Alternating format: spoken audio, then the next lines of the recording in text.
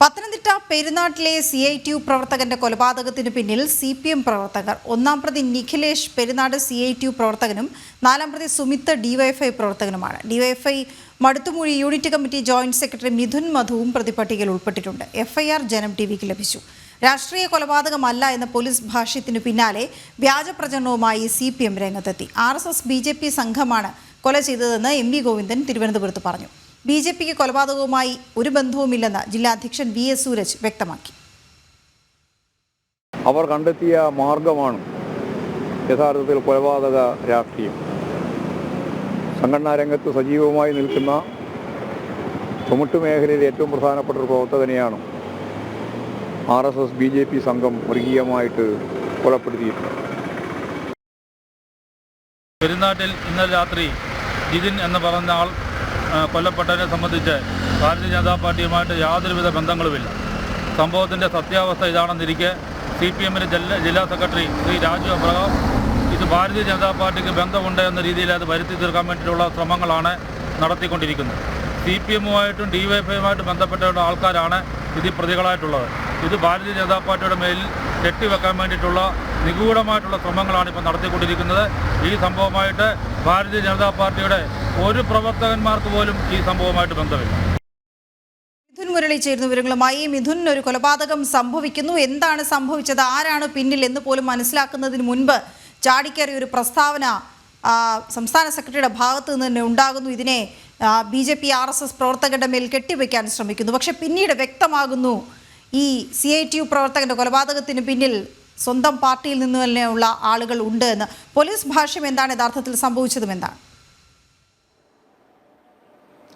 വീണ സൂചിപ്പിച്ചതുപോലെ തന്നെയാണ് ഇന്നലെ ഈ കൊലപാതകം നടന്ന തൊട്ട് പിറഞ്ഞാലെ തന്നെ CPM ജില്ലാ സെക്രട്ടറി രാജു എബ്രഹാം ഇതിന് പിന്നിൽ BJP ആണ് എന്ന് പറഞ്ഞുകൊണ്ട് BJPയുടെ തലയിൽ ഈ കൊലപാതകം കെട്ടിവെക്കുന്നതിനുള്ള ശ്രമവുമായി രംഗത്ത് വരുന്നു. ഇതിന് കൃത്യമായി BJPയുടെ പ്രവർത്തകരുമായി നടന്ന സംഘർഷത്തിന്റെ പിന്നാലെയാണ് ഈ കൊലപാതകം നടന്നത് എന്നുള്ള കാര്യം അദ്ദേഹത്തിന്റെ ആദ്യ പ്രതികരണമായി ഉണ്ടാകുന്നു. സംസ്ഥാന വ്യാപകമായി രാഷ്ട്രീയ കൊലപാതകമാണ്, BJP ആണ് ഇതിന് പിന്നിൽ എന്നുള്ള പ്രചാരണം നടത്തുന്നു. അതിനുശേഷം ഇന്ന് രാവിലെ സംസ്ഥാന സെക്രട്ടറി MV ഗോവിന്ദൻ ഇത് BJP പ്രവർത്തകർ നടത്തിയ കൊലപാതകമാണ് എന്ന് ഉറപ്പിച്ചു പറഞ്ഞുകൊണ്ട് വീണ്ടും വ്യാജ പ്രചാരണത്തിന് ആക്കം കൂട്ടിക്കൊണ്ട് രംഗത്ത് വരികയും സംസ്ഥാന വ്യാപകമായി BJPയെ പ്രതിക്കൂട്ടിൽ നിർത്തുന്നതിനുള്ള ശ്രമങ്ങൾ CPMന്റെ ഭാഗത്തു നിന്ന് ഉണ്ടാവുകയും ചെയ്യുന്നു. ഈ ശ്രമങ്ങളെല്ലാമാണ് ഇപ്പോൾ പൊളിഞ്ഞു വീഴുന്നത്. ഈ സംഭവവുമായി ബന്ധപ്പെട്ടുള്ള പ്രതിപട്ടികയിലുള്ള ആളുകളെല്ലാം CPM പ്രവർത്തകരാണ് എന്ന് വ്യക്തമാക്കുന്ന തെളിവുകൾ ഇപ്പോൾ പുറത്തു വരുന്നു. ഒന്നാം പ്രതി നിഖിലേഷ് CITUന്റെ ടിപ്പർ യൂണിയന്റെ സജീവ പ്രവർത്തകനാണ്, ഭാരവാഹിത്വമുള്ള ആളാണ്. ഈ പ്രാദേശിക തലത്തിൽ ടിപ്പർ യൂണിയന്റെ CITUവിന്റെ സംഘടനാ പ്രവർത്തകനുമായി ബന്ധപ്പെട്ട് പ്രവർത്തിക്കുന്ന ആളാണ് ഈ ഒന്നാം പ്രതി നിഖിലേഷ് എന്നുള്ള വിവരങ്ങൾ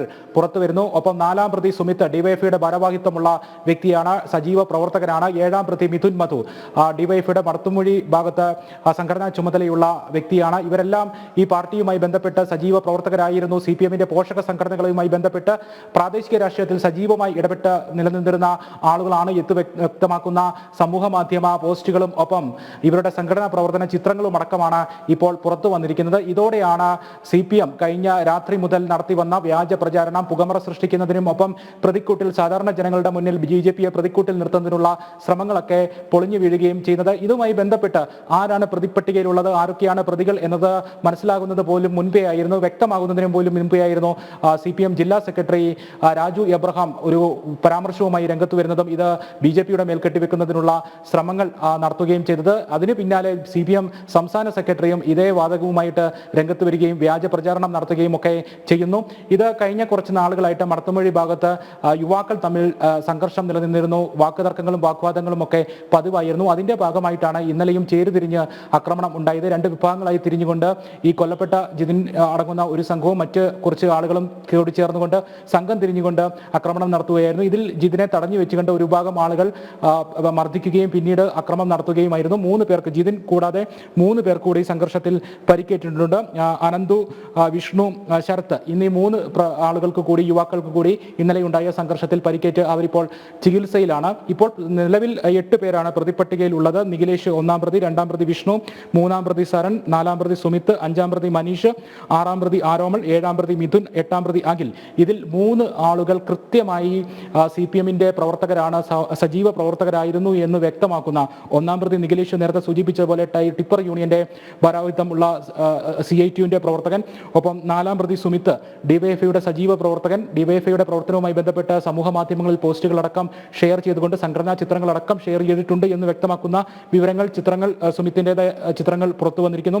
ഒപ്പം 7ാം പ്രതി മിഥുൻ മധു, മടത്തുമൊഴി ജോയിന്റ് സെക്രട്ടറിയാണ് ഡിവൈഎഫ്ഐയുടെ. അദ്ദേഹവും ഇതുപോലെ തന്നെ സംഘടനാ സംവിധാനവുമായി ബന്ധപ്പെട്ട് പ്രവർത്തിച്ചിരിക്കുന്ന ഡിവൈഎഫ്ഐയുടെ ചിത്രങ്ങളിലടക്കം സംഘടനാ പ്രവർത്തനവുമായി ബന്ധപ്പെട്ട് ഡിവൈഎഫ്ഐയുടെ വിവിധ പോസ്റ്ററുകളിലടക്കം ഇവരുടെ ചിത്രങ്ങൾ ഉണ്ട് എന്ന് വ്യക്തമാക്കുന്ന വിവരങ്ങളാണ് ഇപ്പോൾ പുറത്തു വന്നിരിക്കുന്നത്. എന്തായാലും ഈ സംഭവം ഉണ്ടായി തൊട്ട് പിന്നാലെ തന്നെ വ്യാപകമായിട്ടുള്ള വ്യാജ പ്രചാരണം, സംസ്ഥാന വ്യാപകമായി തന്നെ രാഷ്ട്രീയ ഏറ്റുമുട്ടലുകൾക്ക് വരെ വഴിവെക്കാവുന്ന തരത്തിലുള്ള പരാമർശങ്ങളായിരുന്നു CPM നേതൃത്വത്തിന്റെ ഭാഗത്തുനിന്ന് ഉണ്ടായത്. ഇത്തരത്തിലുള്ള വ്യാജ പ്രചാരണങ്ങൾക്കാണ് ഇപ്പോൾ തിരശ്ശീല വീണിരിക്കുന്നത്. ഈ സംഭവത്തിന് പിന്നിൽ CPM പ്രവർത്തകർ തന്നെയാണ് എന്ന് തെളിഞ്ഞതോടുകൂടി. ശരി മിഥുൻ.